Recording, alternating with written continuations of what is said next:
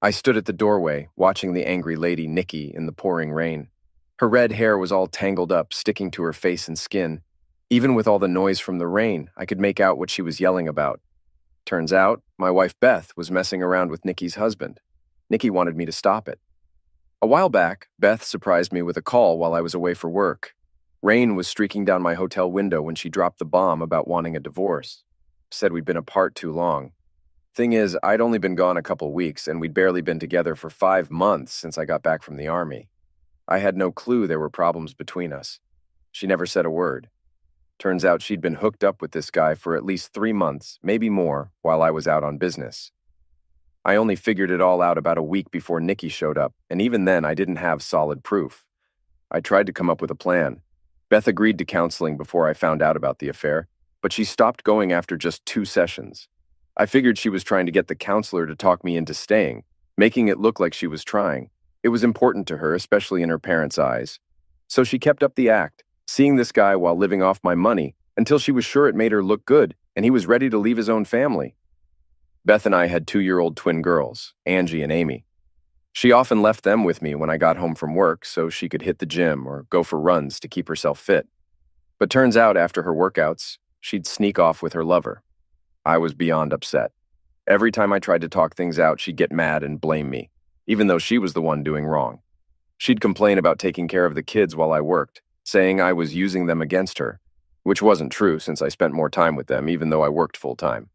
Navigating the divorce proceedings with legal counsel proved disheartening. Adultery held little sway in our state. It bore no significant consequences. Beth appeared well aware that courts typically favored awarding custody and child support to the wife, regardless of her actions.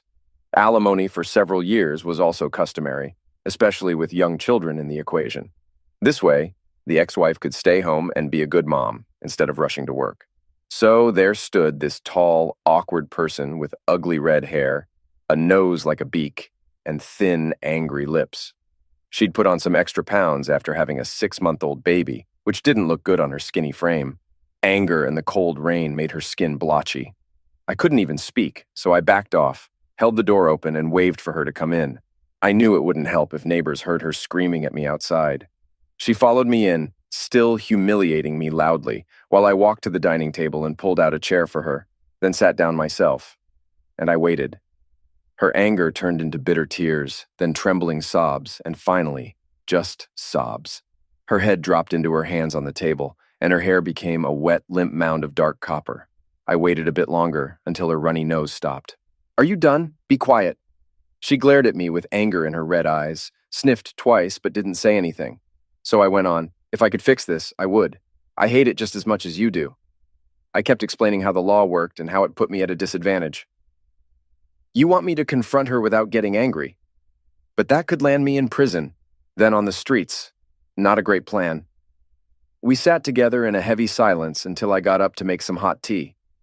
The rain outside was chilling to the bone. I couldn't help but steal glances at her. She wasn't your conventional beauty, but there was something about her that caught my eye.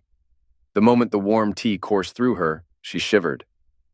"Wow, I didn't realize how cold I was," she murmured. Without a word, she suddenly caught sight of her own chest and cursed under her breath, wrapping her arms around herself.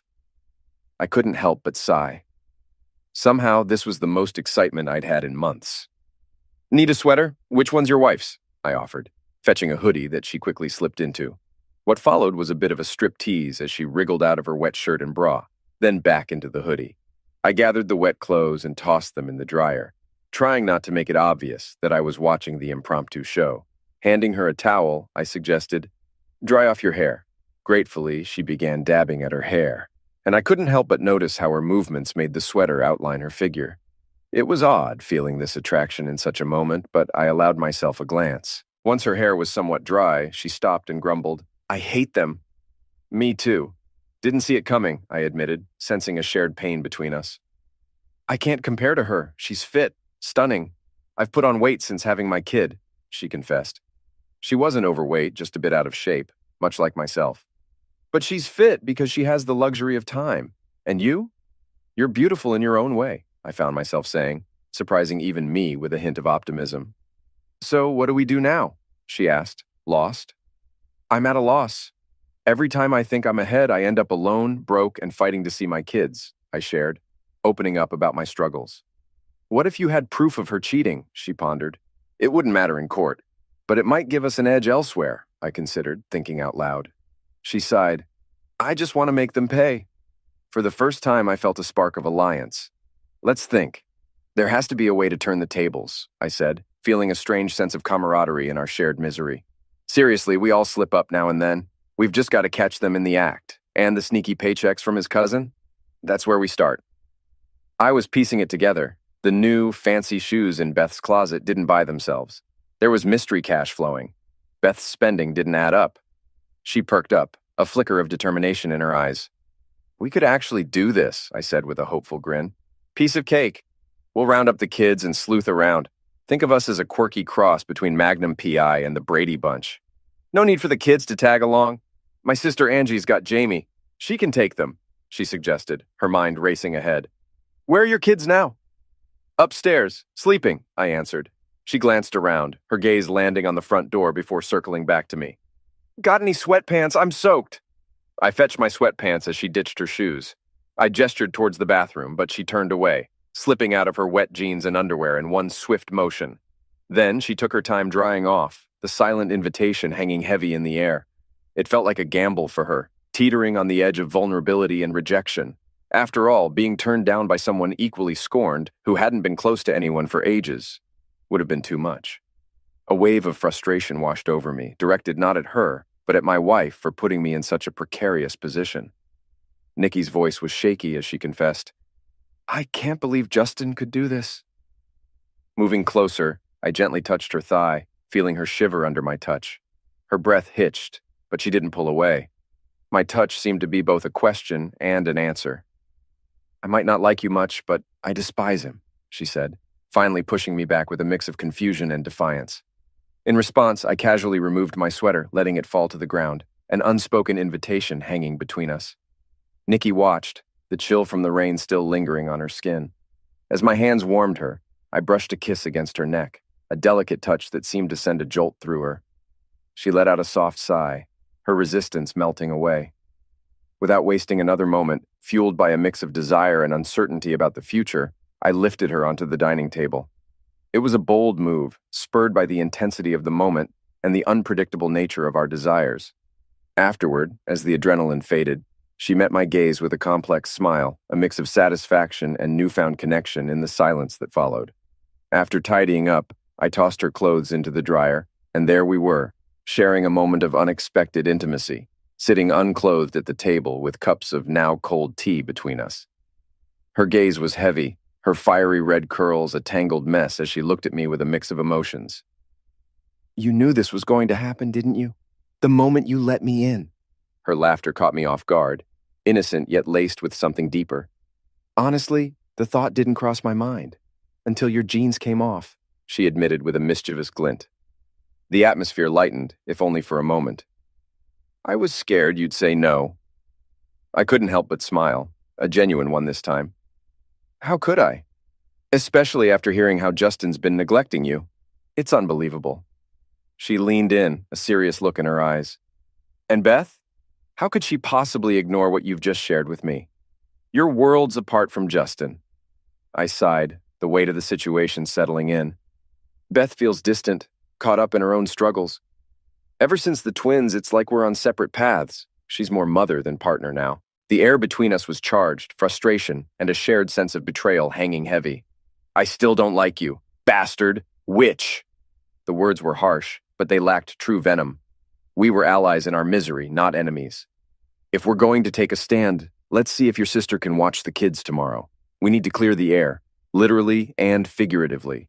This room, it's a bit too telling of what went on, I said, half joking about the need for some air freshener to disguise the evidence of our shared defiance. As she hastily redressed and disappeared through the door, the silence of the house enveloped me. I busied myself with cleaning, making sure every trace of our encounter was erased, towels and clothes swirling together in the washing machine. Beth's return home later that evening was met with an unusual calm. Gone were the heated debates and the circle of denial and lies that usually colored our late-night conversations. Her confusion was palpable, a stark contrast to the usual tension. It's funny how a moment of passion can dull the sharp edges of bitterness. The pristine state of the kitchen didn't escape her notice either.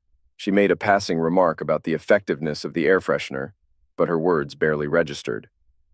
The next morning, I skipped the charade of our habitual awkward goodbye kiss. Without a glance back, I left for work, a clear signal that I was done wallowing in misery. At work, I secured a friend's car for the next few months. Meanwhile, Nikki's sister, bearing an uncanny resemblance to her, agreed to look after the kids. Nikki and I set out with a purpose to investigate her cousin's construction company trailer for any evidence of wrongdoing. Climbing into the car, Nikki grimaced. "I'm sore. It's been ages since I've been with anyone, and let's just say you weren't exactly soft." I couldn't help but arch an eyebrow at her comment.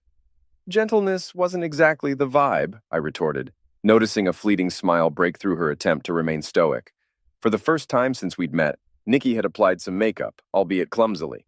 It was a small yet telling effort to reclaim some semblance of normalcy amid the chaos. In an unexpected twist, I veered off our original path and headed for the shopping center.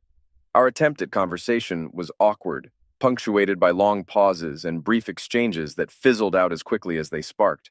It wasn't until we arrived at the bustling parking lot that she voiced her confusion. "Are they here?"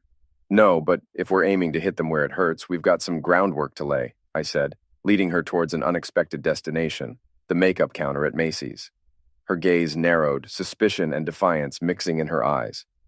"Think of it as crafting a new persona," I suggested. For the next hour, 2 makeup artists transformed Nikki, teaching her the art of their trade. The result was a Nikki who radiated a raw, undeniable allure. She wasn't just pretty. She was captivating in a way that demanded attention. "This is perfect. Sure, it's $100 I could have spent on groceries, but I'll make do. A little sacrifice for a bigger game," I rationalized as we left. Nikki gripping her new treasures like they were invaluable. She was skeptical. "So, what's the grand scheme here?" "We make them pay by playing to their weaknesses. Justin's lost interest in what he thinks he knows. And Beth?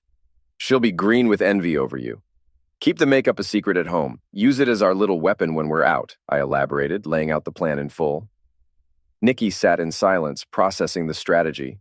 "This is a lot. Complicated and long haul," she finally said, skepticism lacing her tone. I shrugged, a half smile playing on my lips. "Got any better ideas?" Her slight smile conceded, "No, not really." She whispered a request, her voice tinged with mischief, asking to use my place as a safe haven to remove her makeup before facing Justin. Moments later, she emerged from the bathroom, the mischievous gleam in her eye amplified by her daring smile. Makeup still painted on her face, but now with nothing else. Her intentions were clear, challenging the caution she had advised earlier. "I thought we agreed not to expect anything. It'd be a waste to let this makeup go unnoticed," she teased, letting the towel fall effortlessly to the floor. Afterward, we made our way to her sister's, where Nikki enlisted her sibling into our scheme. It was evident her sister harbored no love for Justin, making her a perfect ally in our unfolding plan. Over the months that followed, we embarked on a journey of self-improvement. I squeezed in workouts during my lunch breaks, while Nikki dedicated her efforts at home. Together, we transformed the basement into our personal gym, shedding the past and building our strength, both of us emerging leaner and more formidable. To our spouses, we remained unnoticed, our changing bodies concealed beneath layers of loose clothing, our endeavors as invisible to them as we seemed to be. Our intimacy flourished in the shadows of our spouses' indifference, with passions igniting more frequently than I had ever experienced with Beth. Bound by a shared resolve to break free from the mundane, we transformed my basement into an impromptu dance studio, embarking on a journey neither of us was prepared for. With the help of countless YouTube tutorials, our evenings and weekends, once hollow, now pulsed with the rhythm of dance. We started with the basics, gradually mastering more complex moves. Salsa became our favorite, a dance we reserved for the crescendo of our routine, a symbol of our shared joy and rebellion. I quickly came to understand that my alliance with Nikki was akin to dancing on the edge of a volcano. Her temperament was unpredictable, reminiscent of a storm ready to burst at any moment. The fallout from her entanglements with Beth and Justin had shattered something vital within her, a barrier of rationality perhaps, leaving her teetering on the brink. I found myself perpetually watchful, keenly aware that her moments of tranquility were rare, found only in the embrace of passion or the innocent company of our children. Her fierce love for them was the one constant in her whirlwind of emotions. Our exchange of barbs, bastard, and witch became twisted terms of endearment, symbols of our shared struggle rather than insults. Yet beneath the surface of our unconventional bond, there lay a mission that demanded our utmost caution and cunning. Nikki ingeniously orchestrated a daytime reconnaissance of the construction company's trailer, capturing the scene with her cell phone. The cousin's oversight and security, no alarm, was our golden ticket.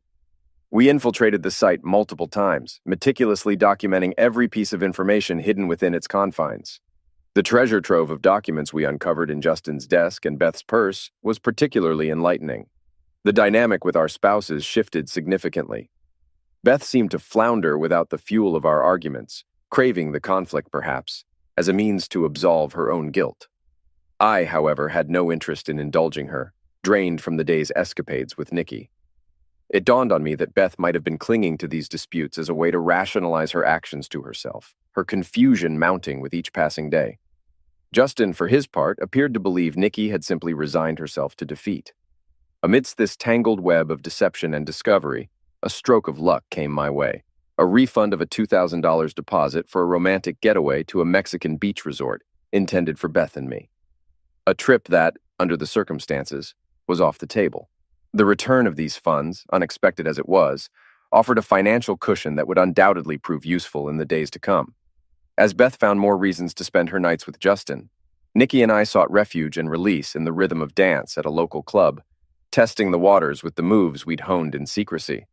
While the dance floor offered a fleeting escape, Nikki's volatility loomed over us, an ever-present shadow. Her mood swings were unpredictable, swinging from euphoria to a near-violent intensity at the slightest provocation. One evening threatened to unravel all the restraint I had practiced. By then, Nikki's transformation was undeniable, her allure magnified by our shared fitness regime and intimate moments. It was inevitable that we drew stares, her magnetic presence pulling attention from every corner of the room. Nikki thrived under the gaze of the crowd, yet she navigated the attention with a loyalty to those she felt had been left behind, consciously toning down her interactions with other men. But boundaries are often ignored in the dim lights of a club. That night, as I danced with a cheerful blonde, the evening took a precarious turn. A bold, unwelcome advance towards Nikki escalated despite her clear refusal. In a flash, I was pulling Nikki away by her hair, just as her fingernails grazed the man's face, narrowly missing his eye but leaving a vivid reminder of her ferocity. With the scene teetering on the brink of chaos, Nikki turned the moment on its head. She drew close, her frustration morphing into a provocative challenge. "Bastard, that hurt," she hissed, before her tone shifted to a sultry tease. "But you know just how to get to me, don't you?" Her gaze then flicked to the blonde by my side, offering a mischievous wink. "Sweetheart, you can do so much better than him. You deserve someone who isn't just a jerk." The incident, fraught with tension and unexpected turns, underscored the complex dance of our relationship, where danger and desire intertwined, leaving us forever on the edge. The tension crackled in the air as we hurried out onto the street, our pace quickening instinctively upon spotting 3 men in safety t-shirts making a beeline towards us. The parking lot was a maze of cars, eerily deserted of people. That's when we spotted him, the guy with the scratches from earlier, flanked by his 2 friends, moving with purpose in our direction. Nikki's response to their approach was a mix of defiance and dark amusement. "Witch," she taunted, her smile sharp and daring.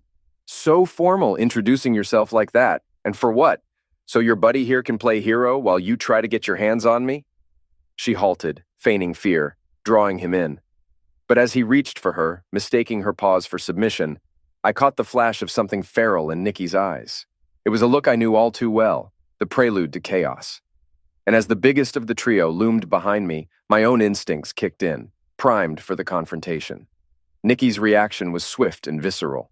She didn't reach out with her hands. She struck with her teeth, sinking them into the man's flesh with a ferocity that elicited a scream of agony.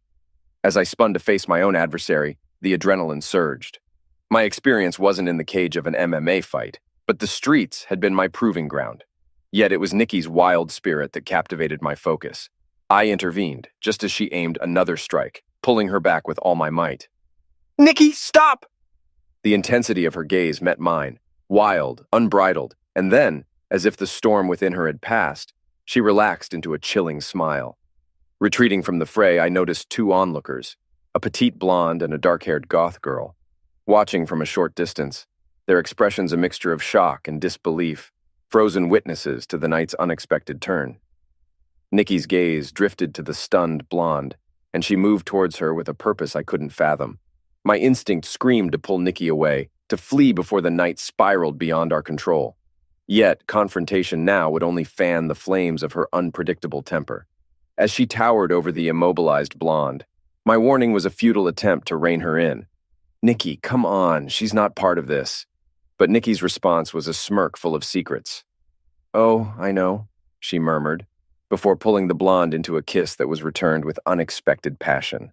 The moment they parted, the blonde's gaze lingered on Nikki, utterly bewitched. "Trust me, you deserve better than him," Nikki whispered, a mix of venom and vindication in her voice. Our retreat to the car was swift, the distant wail of an ambulance punctuating the night. The fear that our actions had been noted gnawed at me as we drove in silence. Once parked, the urgency of our escape gave way to Nikki's desires, the car becoming our refuge until she was content. In the aftermath, Nikki's vulnerability surfaced. "I really screwed up, didn't I?" Her question hung heavy between us. "We all have our moments, but yeah, that was intense." The satisfaction in her voice when she spoke of the violence was chilling. "It felt so good to hurt him," she confessed, a dark revelation that left me uneasy. "It's a bit like a Hannibal Lecter vibe, Nikki. Unsettling." Her laughter briefly cut through the tension. "You think his girlfriend was cool with it?" she joked, trying to lighten the mood. Her sudden seriousness caught me off guard. "Promise me don't let me go there again, seriously." The fear in her eyes was raw, a stark contrast to the fierce woman who had faced down danger. "You were defending yourself." "But I enjoyed it too much. What if I lose myself next time?" Her voice broke, revealing a vulnerability that frightened me more than any confrontation we had faced. Nikki was walking a tightrope, teetering on the edge of needing more than just my support. Perhaps professional help, medication, or regular checkups. The aftermath of the parking lot confrontation was a whirlwind, the official report painting it as an altercation involving a gang of 6 men and a Hispanic woman, with a bystander named Amber at the scene. It was almost comical, considering the truth of that night. "Looks like you left quite the mark on Amber," I joked, showing Nikki the paperwork. Her smile was wistful. She seemed nice, strawberry lip gloss and all. "Are you into girls now?" It wasn't even about that, just a bit of fun at the club. But in that parking lot, she was drawn to me. I could see it in her eyes. Being with you, I guess I've just stopped seeing any boundaries when it comes to Zex. Yet the chaos of that night seemed to be a turning point for Nikki. She began to pull herself together, making slow but visible progress. There were moments when I could see her inner struggle, the battle to keep her darker impulses at bay, and sometimes she actually succeeded. We couldn't always count on Nikki's sister to look after the kids, so Jamie often ended up with us. Those nights, as we tucked them into bed, I found myself stealing glances at Nikki. There was a tenderness to her then, a vulnerability that the daylight hours rarely revealed, and when she caught me looking, her smile was a mix of sorrow and warmth, a fleeting glimpse of the woman fighting to emerge from the shadows of her own turmoil.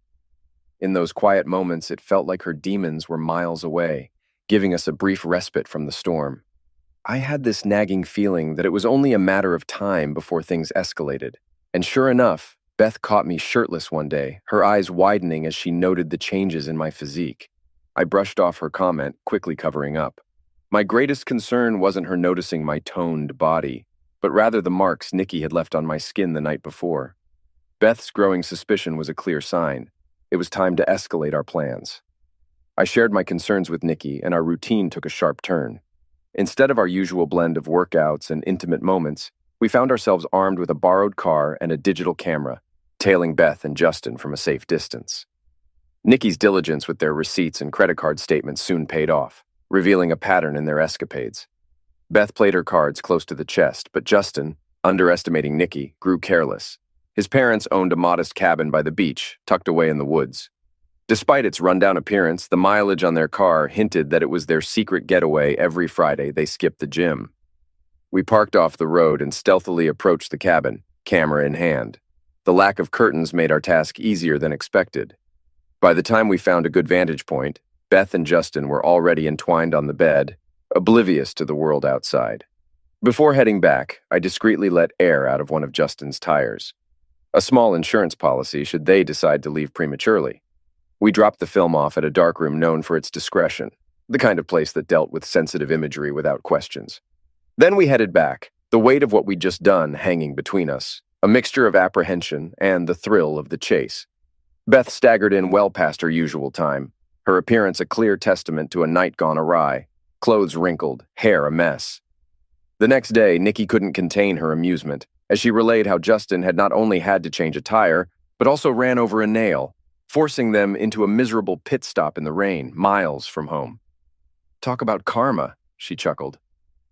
In the following days, our conversations veered towards the future, what we each desired from it. Nikki's proposition took me by surprise, but after some thought, I found myself on board with her plan. We bided our time, laying low until the moment was right. About 3 weeks after gathering our evidence, we noticed a pattern in Beth and Justin's weekend escapades, a predictable sequence of gym, illicit rendezvous, and nightclubs, culminating in their return home in the early hours of Sunday. This weekend, however, we had a different script in mind. With the kids safely with Nikki's sister, we embarked on our mission. Our first stop was a shopping spree where Nikki selected a stunning dark emerald dress that hugged her curves, its deep neckline and short hem accentuating her features against the backdrop of her fiery hair.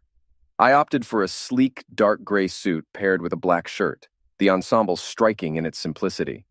Our next destination was a hair salon where I urged the stylists to unleash their creativity on Nikki's hair and makeup.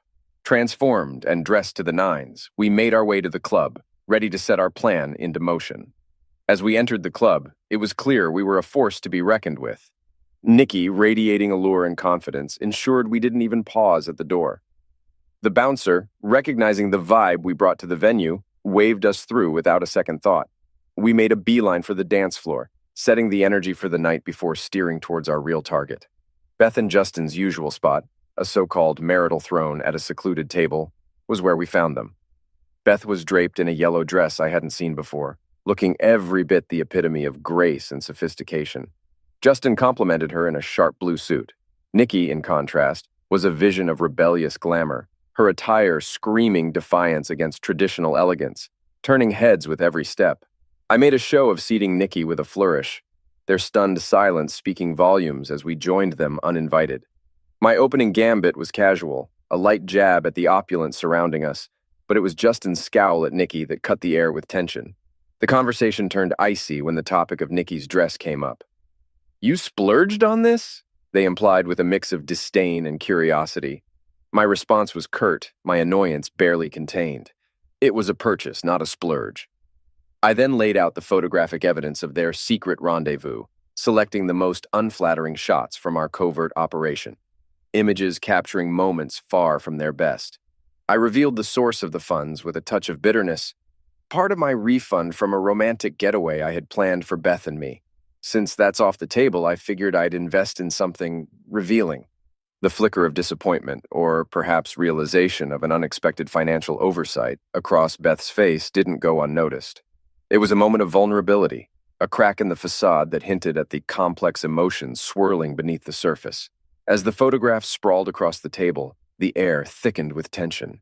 Justin's facade crumbled, revealing a flicker of fear, while Beth's face drained of color. "So, how long has this been going on? We've been co-conspirators for 4 months now. How did you uncover everything?" I challenged, my tone laced with disdain. "It turns out I didn't have to dig deep. You both acted as if we'd be too broken, too defeated to retaliate." Justin, scrambling for footing in the conversation, smirked with feigned indifference. "And what? Did you two fall hopelessly in love?" Nikki's response was a razor-sharp grin. "Like him? Not a chance. He's an utter jerk. And her? Couldn't stand her more." Her smile then took on a predatory edge. "But the Zex?" She paused, a wicked gleam in her eyes. "It's out of this world. Pure, raw, fueled by vengeance. We've explored territories you wouldn't dare dream of." Her gaze locked onto Beth, cold and calculating. "Venturing into realms of pleasure you've never even considered. Convinced by mutual disdain rather than desire." Beth's reaction was visceral, a mix of shock and hurt as she turned to me. This is beyond betrayal. We were supposed to be partners. My laughter was bitter, devoid of any real humor. Partners? You were biding your time with him, indulging in secret trysts while I played the dutiful recluse. My office became a parade of bad news, all while you flaunted your affair, making a mockery of our lives. The room was heavy with accusations and revelations, the once hidden truths now laid bare for all to see, turning private failures into public spectacles without the need for spies or secrets. Everything was out in the open, irrevocably changing the game. I could feel the anger boiling up inside me, hot and fast. But then, Nikki gave my leg a reassuring squeeze. This time around, Nikki was the one keeping her cool. She took charge with a calm I admired. Divorces are going to be straightforward. They're all about cheating. It won't change the money situation, but let's be honest, it's only right. And it'll definitely make us feel a bit better.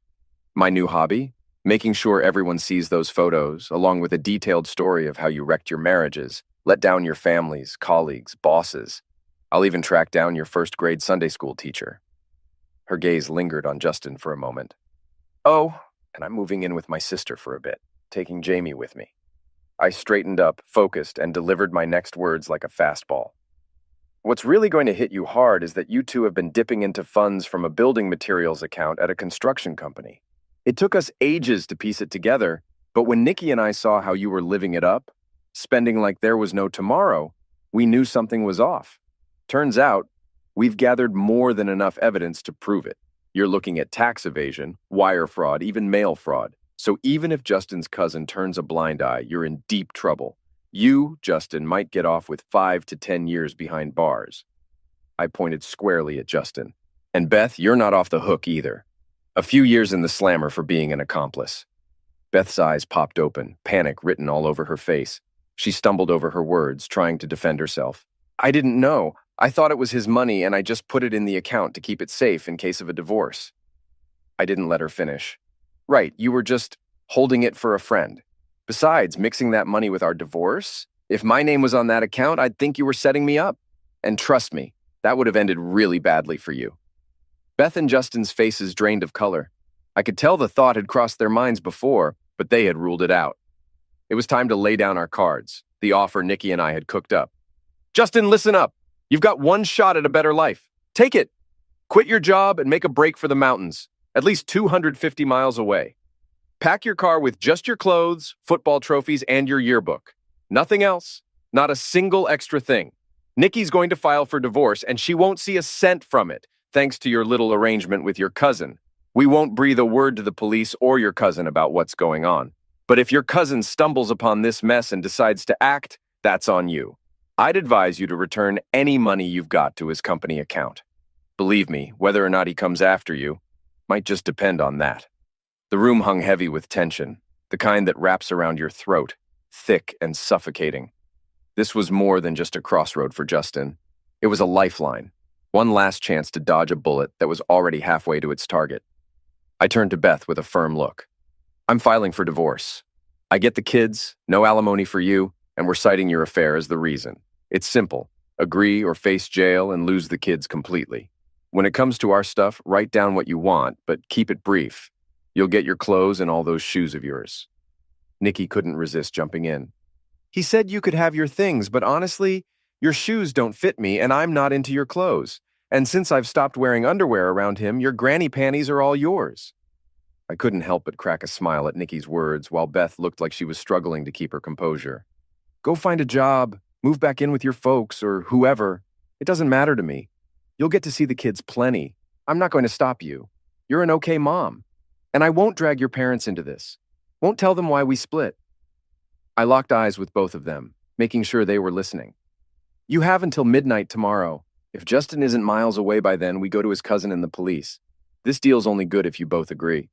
Nikki leaned in, her dramatic neckline drawing attention, maybe a final jab at Beth. You both have done something remarkable, really. You've brought Nikki and me together. We always said we had nothing in common. Couldn't even pick a movie without an argument. Hated each other's music. If he started on about his hobbies, I'd be out cold, I said, laying it all out there. It was a peculiar moment, heavy with choices and consequences, but underneath it all, there was an odd sense of closure and maybe, just maybe, a new beginning. Nikki's gaze locked onto Justin with the intensity of a predator zeroing in on its next meal. The only thing we figured out about how to deal with you was by connecting in the one way we could. We made love. That was our only solace. If we ever sat down for dinner, it was just to refuel for another round. Her eyes shifted to Beth. I can't fathom why you'd leave him for a fool. And don't think I'm playing games. If you doubt it, why don't you join us next time? It might just turn up the heat even more, if that's even possible. Glancing at my watch, I knew it was time to wrap this up. We've got to stick to the agreement. Sorry, but I need to pick up the kids. Standing up, I reached out for Nikki. It was clear something in her had shifted through this confrontation with Justin and Beth. The wild rage seemed to have vanished, leaving behind a different Nikki. Her fiery passion remained, yet the unsettling spark of madness had faded away. Beth was quick on the draw, showing up at my door just after I'd put the kids to bed. We need to talk, she insisted, stepping inside. I settled into an easy chair. This conversation is overdue, but honestly, we can't let this guy tear us apart. Hold it, I cut her off, my hand up. The real problem in our marriage is staring me right in the face. Beth looked at me, her expression one of disdain, something I rarely saw from her. You don't get it, Beth. Your fate could have been much worse. Nikki fought for you, pleaded for your cause, tried to pin the blame on Justin. You can't imagine what that took. She detested you, yet she went to bat for you. She thinks this whole mess is partly her fault. I'm not sure I see it that way, but a deal's a deal. Because she asked me to, I continued, calming the rising anger before it could erupt. Had that money been hidden in my name, or if the twins' DNA told a different story, we wouldn't even be having this conversation. Beth's face went pale as the reality set in, the isolation tangible. When do I need to leave? She finally asked. Technically, by tomorrow midnight, for the sake of symmetry. But you've got a week. It'll take you at least 2 days to pack all those shoes, and frankly, I can't wait to see them gone. Her reply was a soft murmur that sounded like an apology as she headed upstairs. It took her 5 days to clear out, leaving the echo of her presence in a home now filled with just the kids and me. Even with the twins' laughter, the place felt too quiet, too empty. Rumor had it that Justin's cousin was on the hunt but steering clear of the cops. I hope Justin found a good hiding spot. His cousin wasn't someone you'd want to cross paths with. And maybe, just maybe, I hadn't kept my mouth completely shut about his whereabouts. 2 weeks later, I decided it was okay for the twins to spend the weekend with Beth and her folks. They knew the drill, and Beth was well aware that stepping out of line meant she could be looking at bars instead of stars. Then close to midnight, there was a knock. Opening the door, there stood Nikki, decked out as if the night was just beginning, her excitement palpable. She's gone? I nodded. Back to her parents, trying to piece together the puzzle of a divorce petition with Chester scrawled across it in bright red lipstick.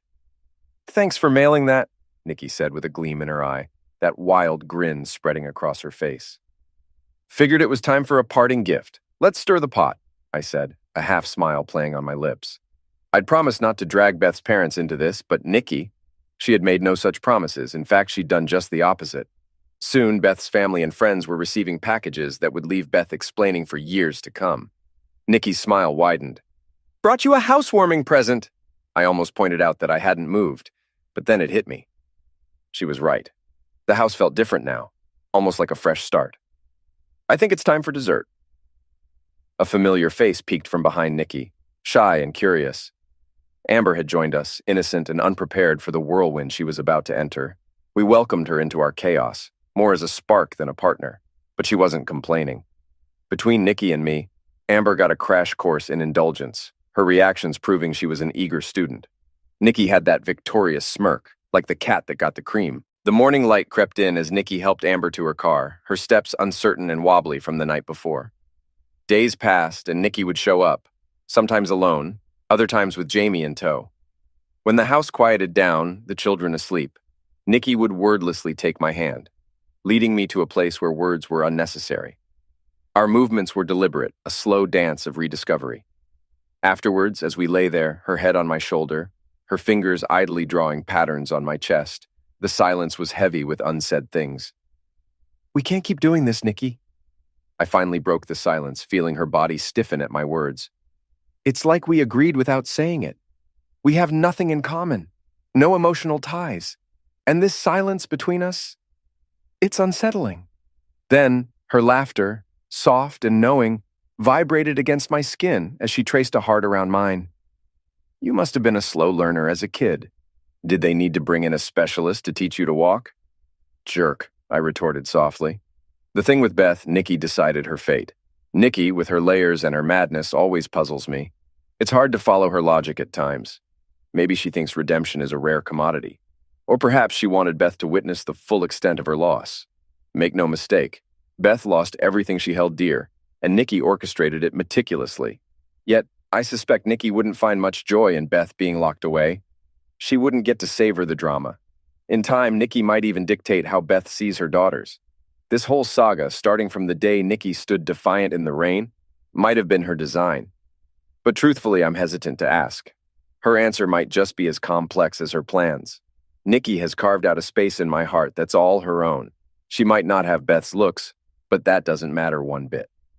Nikki's love is fierce, total, and unwavering, the kind that doesn't let go until there's nothing left but dust. Amber has become a familiar face around us thanks to Nikki, but she's not here to shake things up. To Nikki, Amber is like a bonus, something special she wants to share with me. Nikki once described Amber as that slice of cheesecake you can't possibly finish alone, but are more than happy to share. It's Nikki's way of showing love, even if it's a bit left field. Yes, she can be manipulative, a whirlwind of crazy, maybe even crossing the line into dangerous territory. But that's Nikki through and through.